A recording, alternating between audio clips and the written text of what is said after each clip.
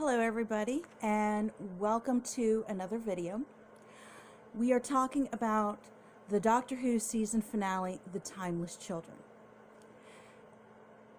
So we have been having a few questions over the last several weeks of who is the timeless child, what has the Master been planning, and who the heck is the Ruth Doctor? Well, this episode, exciting, action-packed, has answered all of the questions and mind blown. So basically what has happened is we pick up our friends where we left them off.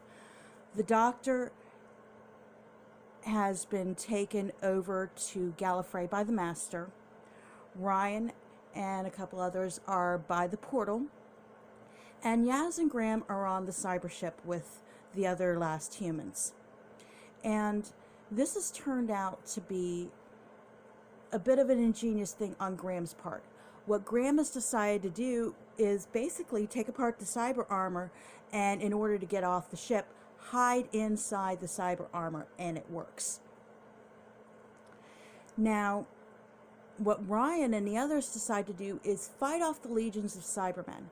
And at first they have a biodamper. And it works for a little bit, but not for long because there wouldn't be any story. But they are rescued when the cyber ship lands, and Graham, Yaz, and the others in the cyber suits basically rescue them. They take off their helmets and surprise. So, back to the Doctor and the Master. The Master decides to give her the grand tour of Gallifrey. And they end up by the Matrix. And within the Matrix, he tells her the story of one of the original inhabitants of Gallifrey, the indigenous species before the Time Lords. And she traveled into space, and at this gateway she found this foundling girl. She had no idea who she was or where she was from, but she adopted her as her own and brought her back to Gallifrey. And she tried to figure out who she was, but really had no luck with it, until the one fateful day when the child was playing with one of her mates and fell out from a cliff and died. And of course, she was very distraught at finding the girl she'd raised dead until the girl regenerated.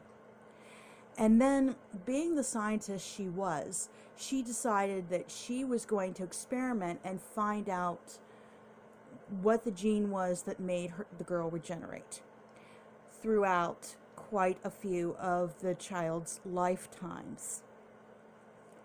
Finally, what she does is she experiments on herself and implants the Time Lord genetics into herself and is able to regenerate. And then she passes this on to the rest of the people who live in the Citadel, limiting the times that it can happen to only about 12. And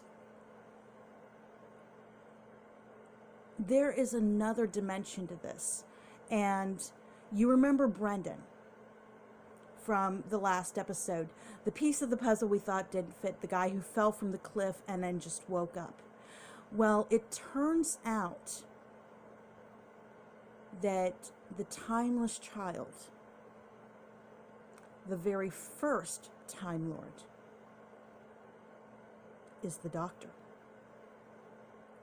That she's lived bunches of lives and she can't remember them because they've all been erased.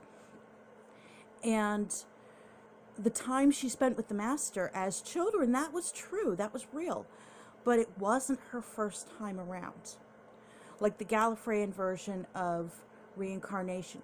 The Gallifreyans just wanted to have this, superior origin story that really was all a lie. And the Doctor's so super blown away by this. The Master does one other thing. He basically takes the corpses of the Time Lords and puts them into cyber suits and makes them into what he calls the Cyber Masters. Cybermen with the ability to regenerate. He takes the lone Cybermen and he shrinks them down. The lone Cyberman has a bomb that could destroy everybody inside him, and the Master thought that when he got shrunk down, the bomb would come out too. No, the only thing that comes out is the Cyberium, and the Master absorbs that into himself. So you get the idea that the Master's going to do whatever he can to obliterate everything, and he's on an emotional high right now. He's feeling pretty good about it.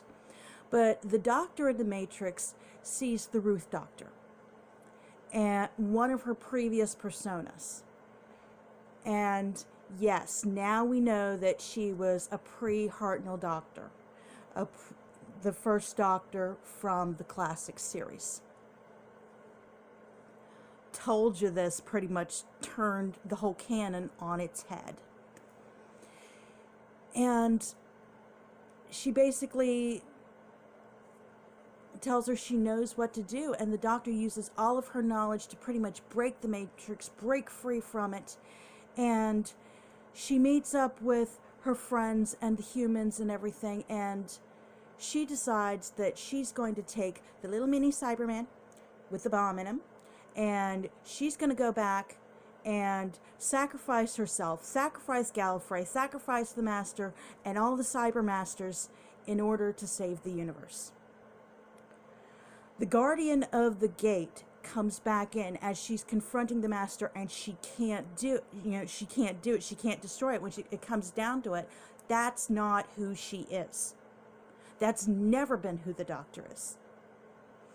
And it turns out that the Guardian of the Gate comes back, and he tells her to run. She steals another TARDIS, and it has a good chameleon circuit. It turned into a tree. But he pressed the button, and Gallifrey went boom. Again. Then the Doctor goes back to her TARDIS, and just as she's about to go and find her fam, who she knows she sent back to Earth in the 21st century, along with the other humans, her TARDIS is boarded by Jadoon, and she is locked in a prison, and that's where they leave us. Can't leave us with a happy ending, huh, Chris Chibnall? Seriously. Okay, so what do you guys think of this episode? Let me know down in the comments. Like, share, subscribe, etc. And I'll be back on Thursday for the next episode of Star Trek Picard. And that's it for Doctor Who until the holidays. So for Doctor Who, I'll see you then. And for Picard, I'll see you Thursday. Until then, don't go far, take care, and I'll see you soon.